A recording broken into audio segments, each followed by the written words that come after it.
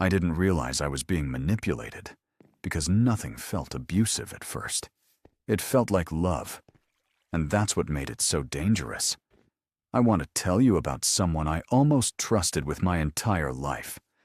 When I first met her, she felt like the answer to every insecurity I never said out loud. She noticed things other people missed, the way I hesitated before speaking, the way I laughed when I was uncomfortable, the way I always needed reassurance, even when I pretended I didn't. And at first, it felt incredible. She made me feel seen, not just noticed, understood.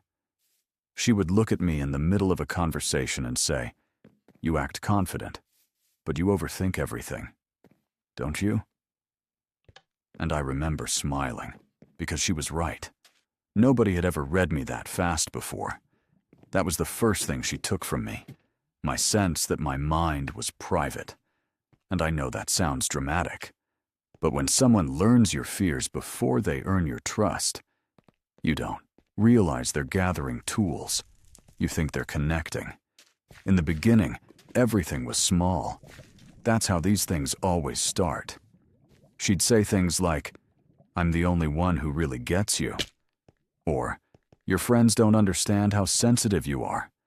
Not in an aggressive way, not in a controlling way, in a gentle way, a protective way, like she was defending me from a world that didn't deserve me.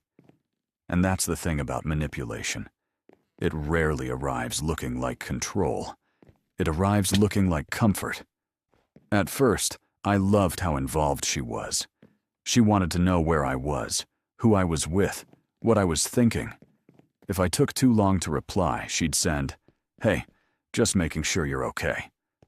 If I changed plans, she'd say, "I wish you'd told me sooner. I worry about you."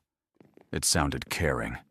Even now, if you just read the words, it sounds caring. But over time, those check-ins stopped feeling warm. They started feeling like surveillance. And the weirdest part? I didn't notice the shift when it happened, because she never moved fast enough for me to call it wrong. That's one of the most effective dark psychology tactics, gradual escalation. A manipulator doesn't usually demand total control on day one. They ask for something small, then something slightly bigger, then something bigger than that. Each step feels too minor to fight, until one day you look up and realize your entire life has been rearranged around someone else's comfort. For me, it started with little corrections. She'd laugh and say, "Don't say it like that. It makes you sound insecure." Then later, "Why do you always tell that story? It makes people see you as weak." Then later, "Wear the black shirt instead. The other one makes you look like you're trying too hard." And because none of it sounded cruel, I let it in. That's what people don't talk about enough. Manipulation isn't always loud. Sometimes it's microscopic. Sometimes it's just repeated suggestions, delivered by someone you care about, until your original instincts start to feel embarrassing. I started editing myself without realizing it. Before speaking, I'd think, "Would she approve of this?" Before texting a friend, I'd think, "Will this upset her?" Before making a decision, I'd think, "Am I being unreasonable?" I thought I was becoming more mature, more self-aware, more emotionally intelligent. But I wasn't growing. I was shrinking. And she was helping me confuse that with growth. That's another tactic, reframing control as improvement. If a manipulator can make your discomfort feel like personal development, you'll participate in your own conditioning. You'll thank them for it. And I did. I actually thanked her. I told her she made me better. I told her I felt calmer with her. I told her I'd never had anyone care this much. Looking back, I think that's the exact moment she knew she had me. Because, after that, the contradictions started. Some days, she'd praise me in a way that made me feel unstoppable. She'd say I was different from everyone else. Smarter, deeper, more real. Then the next day, for almost no reason, she'd go cold. Flat voice, one-word replies, distant eyes. And when I asked what was wrong, she'd say, "Nothing." That word became a weapon. Nothing. But it was never nothing. It was punishment. Punishment without explanation. And that kind of confusion does something terrifying to your brain. It makes you chase clarity. You start scanning every conversation, every text, every tone of voice, trying to find the mistake. You become hyper-aware, hyper-vigilant, desperate to get back to the version of them that made you feel safe. This is where intermittent reinforcement comes in. It's one of the most addictive manipulation tactics there is. You get affection, then withdrawal. Warmth, then distance. Validation, then silence. Your brain starts working harder for the reward because it no longer comes consistently. And the less predictable the approval becomes, the more valuable it feels. That's why people stay in manipulative relationships longer than outsiders understand. They're not chasing the pain. They're chasing the return of the person they met at the beginning. The person who, in many cases, was partly a performance. I remember one night so clearly. We were supposed to meet for dinner. I got there 10 minutes late because of traffic. 10 minutes. When I walked in, she was already sitting there, staring at her phone. I apologized, sat down, and before I could even finish my sentence, she said, "You know, this is why people leave you." I laughed at first because I genuinely thought it was a joke. Then I looked at her face. She meant it. I felt this instant drop in my stomach. It was such a precise sentence, not loud, not dramatic, just surgical. This is why people leave you. That wasn't an argument. That was character assassination.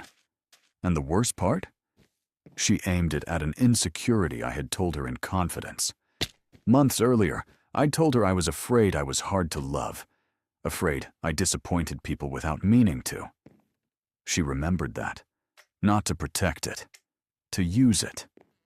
That's when I started understanding something important about manipulative people.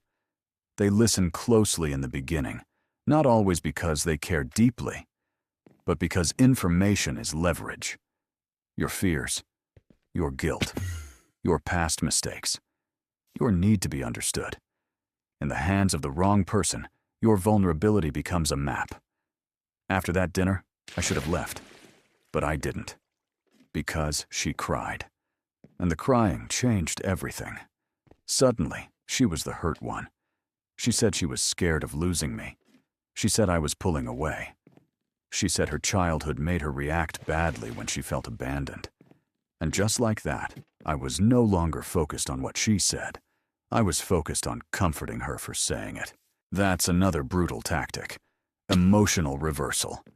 They hurt you. You react. Then somehow, you end up apologizing for their behavior. It scrambles your sense of reality. And once your reality is unstable, they become the person who defines it. That's the heart of gaslighting. A lot of people think gaslighting is just lying. It's not. It's the systematic replacement of your perception with theirs. It's being told, "You're too sensitive. It didn't happen like that. You always twist things. I was joking. You're imagining problems again." Little by little, you stop trusting your memory, then your judgment, then your emotions, then yourself.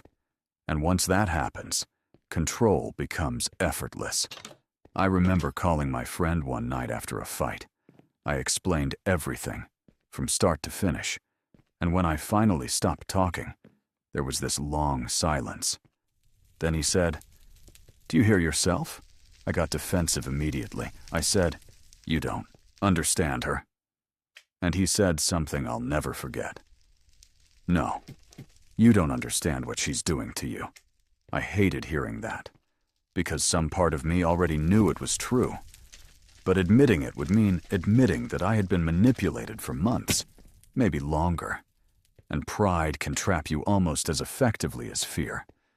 Nobody wants to feel fooled, especially not slowly, especially not by someone they defended. So I stayed a little longer, long enough to watch myself become unrecognizable. I stopped sharing opinions unless I knew they matched hers. I pulled away from friends because being around them made me feel guilty. I deleted messages to avoid misunderstandings. I rehearsed simple conversations in my head before having them. That's when it hit me. Love was supposed to make me feel more like myself, not less. And that thought terrified me because I couldn't remember the last time I felt natural. Everything around her felt calculated, even my breathing. So I did something small. I started writing things down. Not for evidence, not at first, just to make sure I wasn't going crazy. Dates, comments, arguments, apologies, contradictions. And when I read it back after a couple of weeks, the pattern was undeniable. The criticism, the withdrawal, the guilt, the reversal, the affection after damage, the same cycle over and over. That journal gave me something she had slowly taken away. An outside view. That's why patterns matter more than isolated moments. A manipulator can explain away one cruel comment, one outburst, one lie. But patterns tell the truth that incidents try to hide. The end wasn't explosive. No screaming. No dramatic final showdown. That's another fantasy people have. Sometimes the darkest relationships don't end with chaos. Sometimes they end with clarity. I remember sitting across from her one last time while she explained, calmly, that I was overreacting, that I had changed, that everyone in my life was poisoning me against her. And while she was talking, I had this strange feeling. For the first time, I wasn't scared. I wasn't confused. I wasn't trying to fix it.